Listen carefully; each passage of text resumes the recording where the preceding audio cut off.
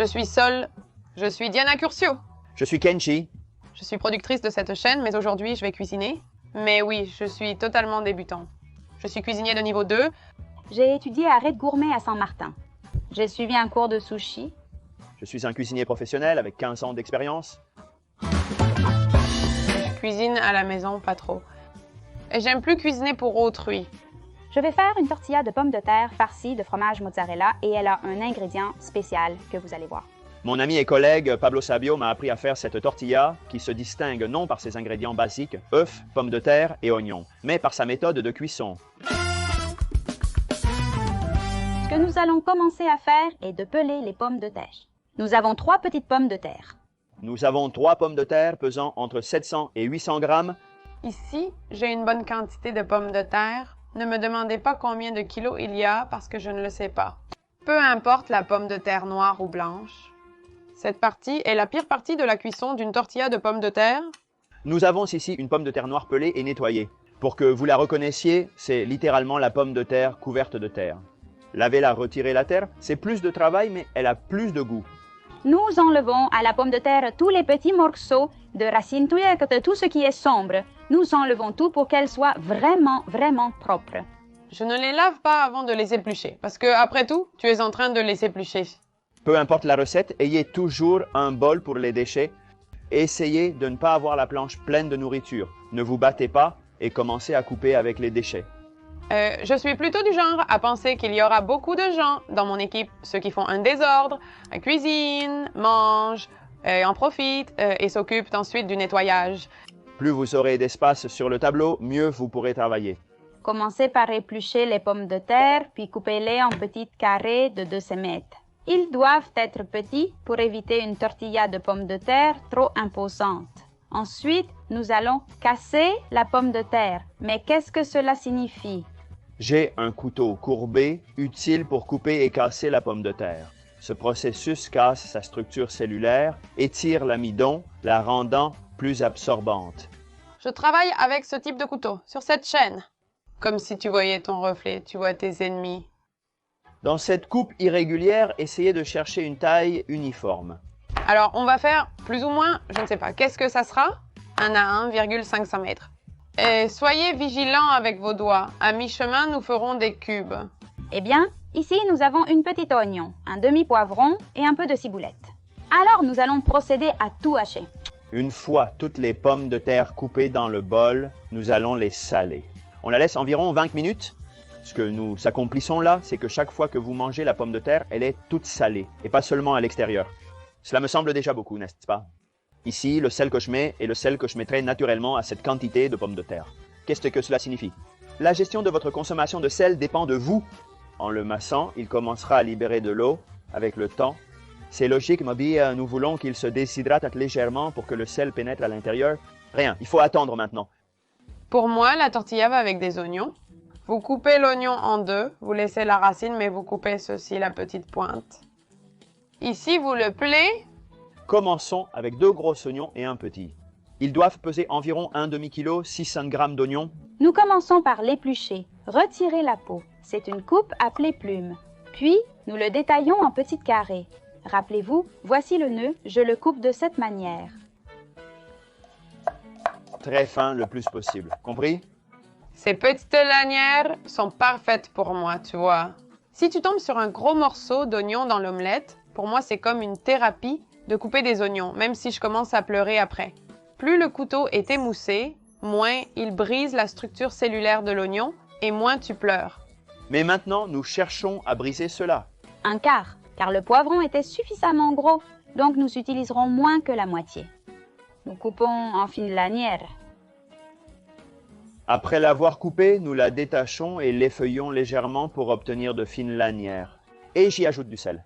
Souvenez-vous, la quantité de sel que j'ai ajouté correspond à ce dont l'oignon a besoin pour être bon.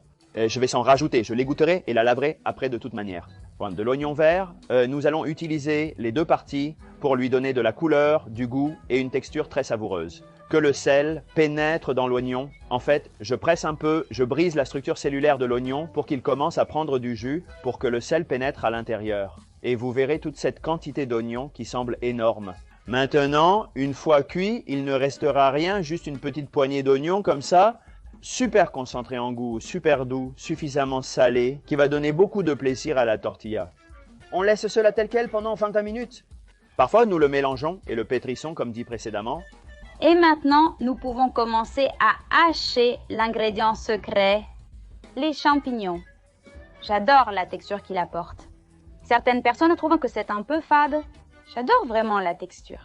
Je vais là-bas pour chauffer un peu d'huile pour les frire. L'idée de confire est de ne pas dépasser les 100 degrés de température. Il doit aller à un feu moyen. Tu le régules au fur et à mesure qu'il cuit. Nous allons chercher une huile neutre, une bonne quantité. Ainsi, ils sont immergés. Dans ce contexte, une huile neutre comme celle de tournesol ou de maïs est appropriée. Huile de maïs, huile de tournesol, avec ce que vous aimez. Pour cette quantité de pommes de terre, qui sont plus ou moins 800 g de pommes de terre et 600 g d'oignons, j'utilise plus ou moins 1,5 litre d'huile. Quantité nécessaire, pas plus, un peu. Et bien que ça semble beaucoup, cette huile n'entrera pas dans la préparation. J'utilise spécifiquement l'huile pour immerger tous les aliments. D'abord, nous allons ajouter un peu d'oignon et le petit poivron. Et je ne veux pas non plus me brûler, donc je vais le faire avec une écumoire, même si je vais probablement devoir ajouter un peu plus d'huile. Essayons d'abord une pomme de terre. Ce qui devrait se passer, c'est qu'elle dégage un peu de bulles. Cela signifie qu'elle est déjà suffisamment chaude pour commencer à s'évaporer. Le liquide sortant de la pomme de terre crée des bulles. Sel, origan. J'adore utiliser du laurier pour toutes les préparations qui comprennent de l'oignon et du poivron. Que veux-tu que je te dise? Ok. De toute façon, dès qu'ils mettront plus de pommes de terre ou de n'importe quel produit qui est froid, la température de l'huile va baisser. Toujours chauffer davantage. Pour arriver à 100 degrés, je chauffe l'huile à 120 degrés. Comme pour quand j'ai fini de mettre toutes les pommes de terre, j'atteins la température que je recherche. Nous allons couper quelques petits oignons. Nous allons les caraméliser, nous allons les blanchir un peu. Ce n'est pas que ça va être quelque chose de goût. Comment vous vous rendez compte que notre petit oignon et notre morochito sont déjà là? L'oignon doit être transparent. Il doit être doré. Nous allons mettre le feu moyen haut pour chauffer l'huile. La quantité d'huile que nous allons utiliser est plus ou moins la même que lorsque les pommes de terre entrent. Elle doit être couverte. Nous devons la laisser suffisamment longtemps pour que je puisse prendre la pomme de terre, la piquer et qu'elle soit cuite. Le couteau passe naturellement à travers la pomme de terre, mais pas si cuite qu'elle se désagrège. Je veux manger une tortilla avec des pommes de terre, pas de la purée. Nous allons mettre un peu d'huile. J'aime caraméliser ou cuire un peu les oignons avec de l'olive. Comme vous pouvez le voir, ici nous avons déjà les petits légumes et le champignon bien cuits, très jolis. Nous allons ajouter un peu de sel. Cela fait déjà environ 12-13 minutes de cuisson. Nous allons vérifier son état. Sa préparation dépend de sa taille de découpe. Ils retiennent les huiles, mais ne les séchez pas comme des frites. Nous allons de toute façon les égoutter. Toute cette huile ne sera pas à l'intérieur de la tortilla. Quand vous avez des choses en téflon, faites très attention à cela et laissez les oignons se cuire doucement avec un peu de sel. Tout est prêt et nous le mettons dans le bol. Eh bien, maintenant, nous continuons avec l'oignon. 25 minutes se sont écoulées. Une demi-heure, toutes les 5 minutes, je l'ai massé et pressé. Notez que ce que je vais faire maintenant est de prendre une petite poignée et de la presser fort pour enlever toute l'eau résiduelle. Nous allons utiliser la même huile pour confire la pomme de terre et l'oignon. Elle a désormais perdu plus de volume qu'à son pic. Et vous allez voir quand l'huile sort ce qu'il reste d'ajouter les pommes de terre. Pendant ce temps, nous avons ici la préparation pour faire la tortilla de pommes de terre. Nous ajoutons un peu d'origan. Je pense qu'ils sont prêts. Le mieux est peut-être de ne pas la manger quand elle est si chaude, mais celui qui a peur de mourir ne devrait pas naître. Je pense que si vous la coupez ainsi et qu'elle est un peu molle, ça ira. Eh bien, après 25 minutes, l'oignon confit dans l'huile, je vais le laisser comme ça. Notez qu'il a une couleur légèrement ocre, mais vous ne pouvez pas sentir l'arôme que je sens, mais il est très doux. C'est un arôme d'oignon 100% cuit. Et ici, nous avons nos pommes de terre, qui maintenant, pour moi, est le moment où je les sale. Nous allons casser environ 6 à 7 œufs selon la taille pour la quantité de pommes de terre et d'oignons que nous avons. N'évitez de manger des pommes de terre chaudes, car elles descendent et réchauffent. Faites attention aux œufs. Ne les envoyez pas tous en une fois, car si l'un d'eux est à moitié moyen, nous perdons toute la préparation. Ici, nous avons les pommes de terre. Nous allons jeter les oignons. Nous cassons toujours les œufs pour éviter qu'un œuf en mauvais état ne ruine notre préparation. Nous cassons l'œuf à part et le mettons dans un bol. C'est quelque chose que je ne faisais pas jusqu'à ce qu'il y a littéralement 2 semaines, j'ai dû jeter une omelette parce que le 3e œuf que j'ai ouvert était mauvais. Alors nous allons commencer à casser les œufs. Ne me jugez pas sur ma façon de casser les œufs et voir s'ils sont en bon état ou non. Maintenant, nous battons. N'oublions pas de retirer le laurier. Nous sortons les pommes de terre. Le point qui, selon moi, doit être atteint est celui-ci. Nous allons saler, mais uniquement les œufs, car les pommes de terre et l'oignon sont déjà salés. Nous remuons et voici notre préparation pour la tortilla de pommes de terre. Nous brisons un peu la structure des jaunes et des blancs. Nous unissons, j'ajoute les pommes de terre et j'ajoute l'oignon. Ce que nous faisons maintenant, la seule chose importante est de nous assurer de bien intégrer, surtout l'oignon qui est peut-être le plus comprimé et le plus noué, qu'il se disperse dans tous les œufs. Mais bon, je pense que c'est assez bien comme ça. Nous prenons une poêle, feu vif. Pour l'instant, nous allons le réguler. Quantité nécessaire, j'en mets beaucoup pour qu'elle ne colle pas. En travaillant avec une poêle en téflon, il est beaucoup plus probable et nous nous assurons que la tortilla ne colle pas. Poêle sur le feu, très chaud. Ce que je fais maintenant, c'est mettre un peu de l'huile que j'ai utilisée pour confire. Un petit peu de l'huile avec laquelle nous avons frité les pommes de terre. Bon. Rien, nous en mettons beaucoup là.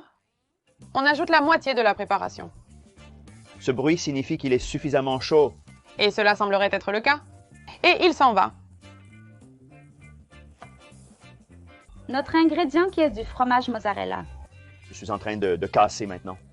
Regardez, l'œuf cuit qui est à la base, je le porte au milieu. Je commence à assembler comme un œuf brouillé. Ne vous inquiétez pas parce que éventuellement, je vais laisser cela tranquille pour qu'il génère cette couche d'œuf cuit et que la tortilla se forme pour moi. Mais maintenant, je veux intégrer toute la préparation. Vous pouvez utiliser du fromage de machine, du fromage crémeux. Vous pouvez la garnir de bacon, de fromage, de ce que vous voulez, de ce que vous aimez, de jambon. Et nous allons renverser le reste de la préparation. Pour moi, l'important est qu'il scelle bien, comme la couche du dessous. Donc ça ne se démonte pas quand je la retourne. Nous aurons une assiette pour la dresser et une assiette pour la retourner, qui sera ici. Nous allons décoller la petite tortilla. Maintenant, je l'écrase bien. Je m'assure que tout le volume qui se trouve ici occupe toute la poêle. C'est le moment de baisser le feu et je le couvre.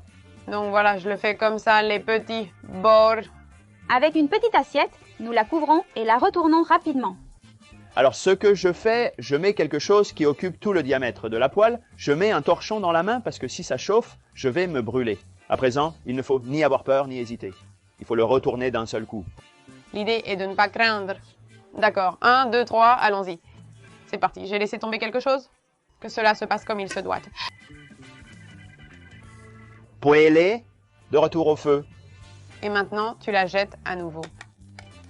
Mais La passée, je ne sais pas si vous entendez le bruit. On l'arrange là un petit peu. Oh, regarde, toqué. Même procédure, feu vif, on le couvre 2 petites minutes et on baisse un peu le feu pour qu'il ne brûle pas. Dans ces 30 ou 40 secondes où il cuisine de l'autre côté de la tortilla, donnez-lui une forme ronde pour qu'elle soit plus épaisse et ait une forme plus circulaire. peut-être que la présentation dans l'assiette n'est pas bonne. Nous allons un peu la dégrader, elle est assez ronde, elle est assez jolie. Voilà, notre omelette de pommes de terre. Je vais présenter sur une assiette. Je la retourne sans crainte et ce qui m'intéresse, c'est une omelette légèrement dorée, juteuse et cuite. Je crois qu'une omelette faite par ta mère, ta grand-mère ou ta tante est irrésistible pour toi. Eh bien, ici, nous avons notre omelette de pommes de terre avec un ingrédient qui était le champignon, farci de fromage mozzarella. Voyez-vous ce que je vous dis? Ce mouvement de le casser, de faire comme des œufs brouillés, rend l'omelette juteuse parce que je la presse et elle est complètement juteuse, mais en même temps, la portion reste entière. Cela a l'air délicieux. Elle est un peu cuite en plus, peut-être. Oui, j'ai un peu trop cuit, mais c'est une bonne omelette de pommes de terre. On sent l'oignon. J'aimerais qu'il soit un peu moins cuit. Oui, j'adore ça. Énormément. C'est très bon.